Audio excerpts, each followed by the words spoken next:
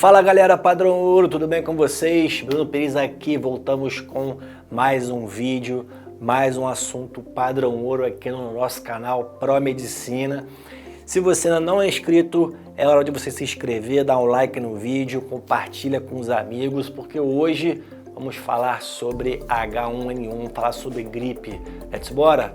Então, chega de enrolação, chama que vem!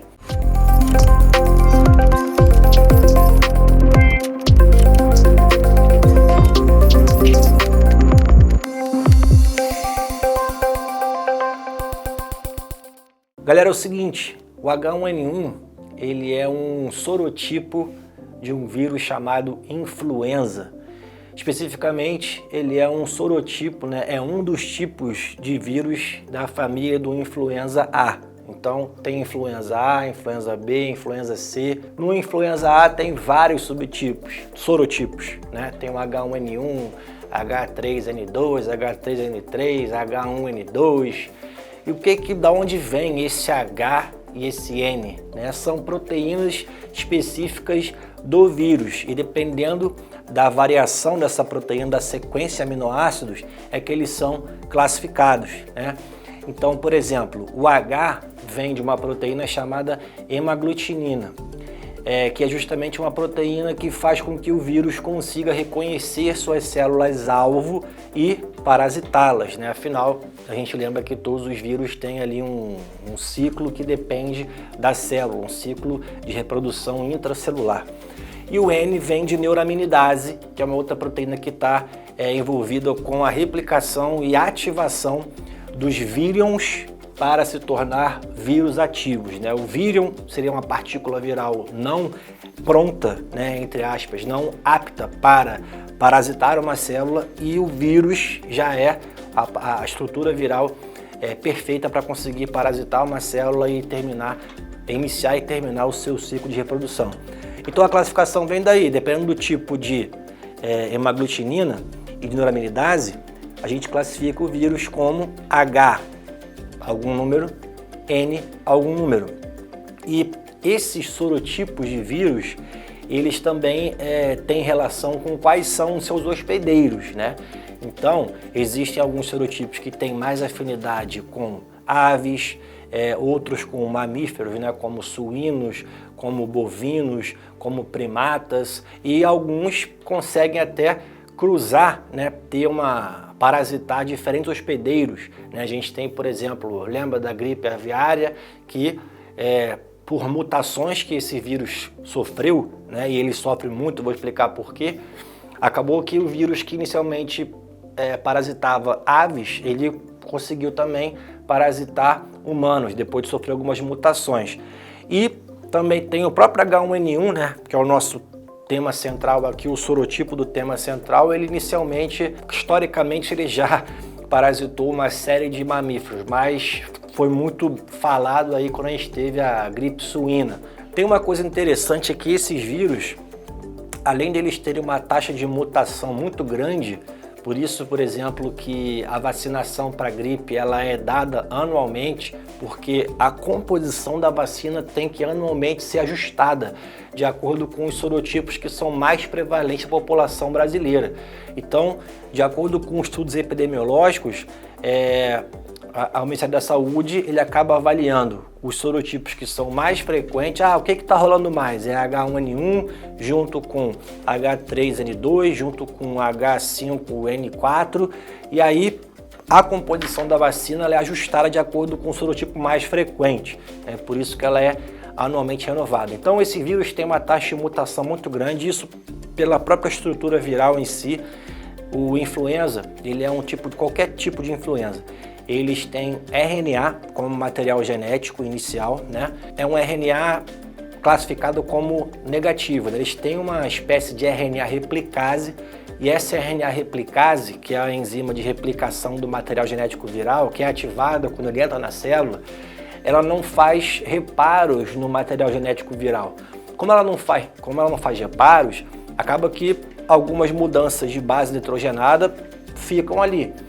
E como eles se replicam muito, muitas mutações que acontecem são deletérias, só que várias também acabam sendo selecionadas gerando novos sorotipos virais, né? Então é daí que vem justamente a grande taxa mutagênica intrínseca do vírus. Além disso, existem outros mecanismos de variabilidade genética do influenza.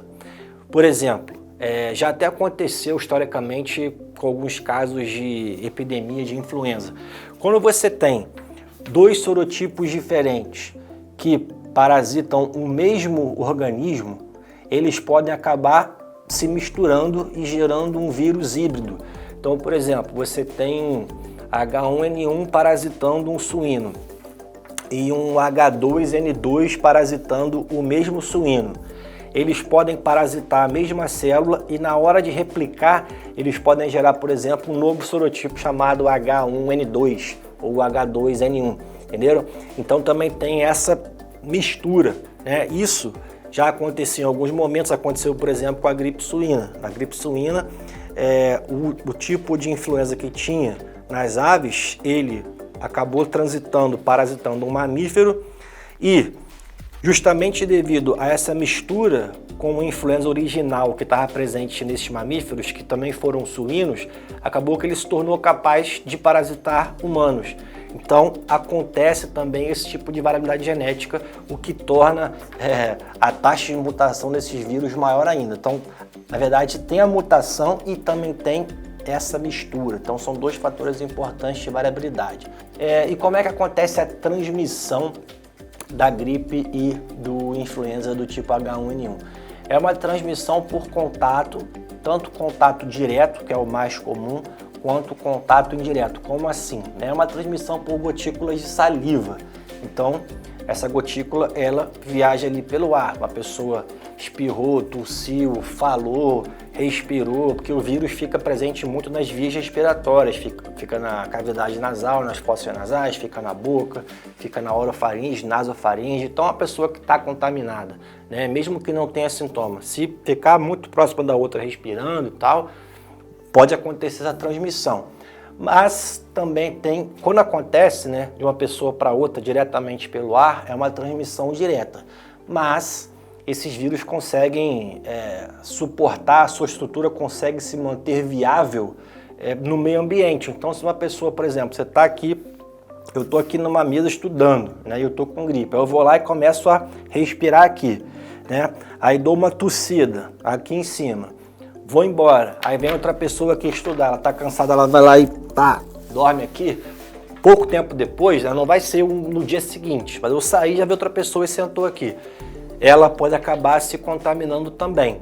Então, existe essa contaminação também, não precisa ser uma pessoa para outra diretamente pelo ar. Você pode contaminar uma superfície, por exemplo, e outra pessoa entrar em contato, acabar se contaminando. E a gente chama isso de transmissão via indireta, certo? Beleza. E quais são os sintomas, né, que uma pessoa que está com gripe apresenta? É muito comum as pessoas confundirem, às vezes, gripe com resfriado, né? O resfriado ele é uma doença que tem mais manifestação respiratória e a gripe, por H1N1, por exemplo, é uma doença que tem mais manifestação sistêmica. Às vezes a pessoa não tem nem espirro, não tem nem coriza, ela simplesmente vai ficar derrubada. Então, na gripe, o que pode acontecer de mais frequente, tá? Fadiga é muito comum. Cansaço, o que mais? Febre, mas não precisa necessariamente ter. Mialgia, dores musculares, eventualmente dores articulares, mas é mais comum dor muscular do que dor articular. Aquela velha história, pô, tô arriado, é mais ou menos isso, tô arriado. A pessoa fica arriada, qualquer coisa, não tem disposição para fazer as coisas do dia a dia, quer ficar na cama, pô, tô de cama. A fala é essa, tô de cama, tô arriado. Isso aí é o sintoma clássico da gripe. E como a inflamação, né, que está rolando solta, justamente é o que provoca essa fadiga, tem muita intensidade, é comum também as pessoas ficarem sem fome, né, ausência de fome. Então tem ali uma hiporexia, menor vontade de comer, não quero comer nada, pô, tô sem fome. Por isso que quando a fome começa a voltar, é sinal que a pessoa melhorou. Às vezes não precisa necessariamente voltar a ter ali uma grande disposição, mas o fato de conseguir voltar a comer quer dizer que a pessoa está melhorando já do processo inflamatório e está melhorando da doença. Agora, por que existe esse acometimento de deixar a pessoa mais derrubada, mas nem tanto acometimento respiratório? É claro que as pessoas que têm gripe, elas podem ter tosse. A tosse ela pode ser seca se tiver um acometimento mais importante da via aérea superior, né? Faringe, laringe, traqueia, do que via aérea inferior, mas o influenza ele pode provocar pneumonia também. Isso acontece, é um quadro, uma complicação um pouco mais da doença. Então os mais comuns são sintomas de fadiga, dor no corpo, dor muscular, mialgia e febre. Esses são os mais comuns. Depois vem tosse, que pode estar presente, tosse seca. Agora, a tosse produtiva já é um sinal que tem um acometimento de via aérea inferior, ou seja, está pegando bronquíolo, está pegando brônquio, e isso não configura inicialmente uma pneumonia em si, mas o influenza pode causar pneumonia e aí a gente vai ter um quadro mais grave, uma pneumonia viral do tipo intersticial. O que é isso, né? Os vírus eles não estão se acumulando e se replicando dentro dos alvéolos. Na verdade, como eles precisam de células para se multiplicar, eles acabam parasitando as células intersticiais, os pneumócitos e as células do tecido conjuntivo que ficam ali entre os alvéolos, né? Isso pode provocar também escarro, pode provocar. Agora, só isso, Bruno? Será que tem mais complicações que a gripe pode causar de sintomas? Sim, sim. Pegando da parte respiratória, né? Essa pneumonia viral, ela pode, obviamente, e tem algumas pessoas que têm mais predisposição para isso, daqui a pouco eu vou comentar, elas podem evoluir para um quadro de saturação, dificuldade na hematose, queda da saturação, né, de oxigênio e, no caso mais grave, elas podem evoluir para uma insuficiência respiratória, sendo necessário não somente suplementar com oxigênio, quanto muitas vezes tem que entubar esse paciente. Agora, como o influenza pode parasitar uma série de células, né? Pode parasitar células endoteliais, pode parasitar também células musculares, esses indivíduos podem ter uma mialgia intensa, uma dor muscular intensa, uma rabdomiólise, liberação de mioglobina, proteínas musculares, isso pode levar a uma lesão renal aguda. Esses vírus podem parasitar também o endotélio, né, o endocárdio, levando a uma endocardite. Em quadros mais graves, podem parasitar o miocárdio, levando a uma miocardite. São quadros mais severos, mas pode acontecer. Ainda também existe a possibilidade também de manifestações do sistema nervoso central, do cérebro, né? Pode acontecer uma encefalite viral. O influenza não é o mais comum, né? A gente tem, por exemplo, a encefalite herpética mais frequente do que no caso do influenza, mas pode acontecer uma encefalite por influenza, né? Um quadro bem mais grave, pode gerar alteração de consciência, rebaixamento de consciência, desorientação, alucinações, né? Distúrbios visuais, distúrbios auditivos. E como funciona o tratamento em si, né? Aí depende muito da gravidade do quadro, né? Se a gente tem, na grande maioria das vezes, ainda bem, os quadros de gripe, eles não são complicados, né? E aí, a própria imunidade do indivíduo vai dar conta do recado. E as pessoas, para aliviar os sintomas, conseguir também se alimentar, conseguir fazer as coisas, né, obviamente, do seu dia a dia, se cuidar melhor, lança mão do uso de sintomáticos, né? Então, por exemplo, você vai usar dipirona para tratar dor, febre, você pode usar, por exemplo, anti-inflamatórios, né, ibuprofeno, cetoprofeno para tratar febre, tratar mal-estar, o paracetamol também.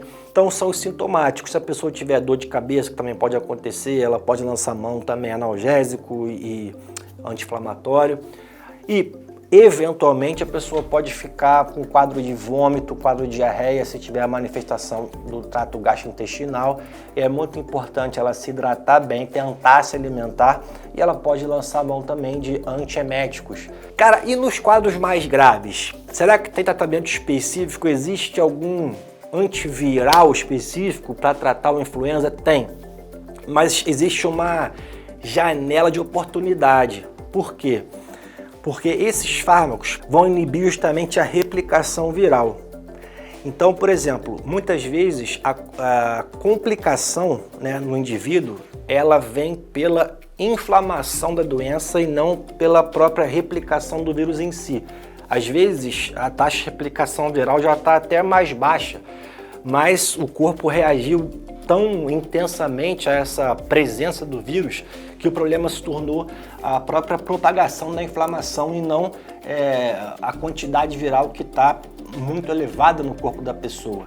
Então, existe uma janela de oportunidade, um tempo, em média, do primeiro, né, ao 5º dia após infecção com influenza, que o uso desses fármacos vão ser mais eficazes. Então, tem tratamento específico? Sim. Só que a chance de você ter eficácia do tratamento, ela vai ser maior quando ele foi iniciado justamente nesse período aí que eu mencionei para vocês. Quem é que tem maior suscetibilidade, cara? Outra palavra difícil de falar. Quem é que tem maior suscetibilidade de ter quadros graves de influenza, de gripe, né? São pessoas de extremo de idade, então muito jovens, né?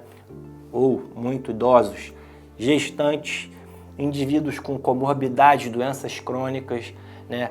Síndrome metabólica, diabetes avançado, doença renal crônica avançada, que já gera uma imunossupressão, indivíduos com imunossupressão, por exemplo, HIV/AIDS, ou então outra doença que gera imunossupressão, ou então alguma doença autoimune que essa pessoa faça tratamento com imunossupressor, né? Então a pessoa tem uma doença reumática, tem um lúpus grave, faz terapia com imunossupressor, corticoide imunobiológico, ela está mais suscetível a um quadro mais grave de gripe. Ou pessoas que têm doença, por exemplo, do próprio parênquima pulmonar mais avançada, pessoa que é tabagismo de longa data, fuma muito há muito tempo, tem enfisema, tem DPOC, ela tem mais chance de ter pneumonia por influenza, inclusive pneumonia bacteriana associada ao influenza. Então, quando eu falo de tratamento, muitas vezes vocês podem acabar vendo um paciente que originalmente internou por uma pneumonia viral, por influenza, mas está tomando antibiótico. E vocês podem falar, mas por que está fazendo antibiótico, já que a doença é viral? Porque muitas vezes você pode ter, e não tem como garantir que não tenha, uma pneumonia bacteriana associada a viral. Então, antes de mais nada, na dúvida você trata. A doença geralmente tem curso benigno, grande parte das vezes é só uso do sintomático, as pessoas se recuperam com o tempo, né? Ela tem uma manifestação que se inicia ali 4 a 5 dias depois que a pessoa se contaminou. E lembrem-se de que existe a vacina, existe a profilaxia, tá? Mas é importante que essa vacina seja renovada anualmente, justamente pelos motivos que nós falamos aqui. O vírus tem alta taxa mutagênica e grande variabilidade genética, certo? Beleza, galera, vou ficando por aqui, esse foi o nosso vídeo de hoje. Fica ligado no canal, tem muito conteúdo bacana para vocês aqui e vejo vocês nos próximos vídeos. Let's bora, chama que vem. Tchau.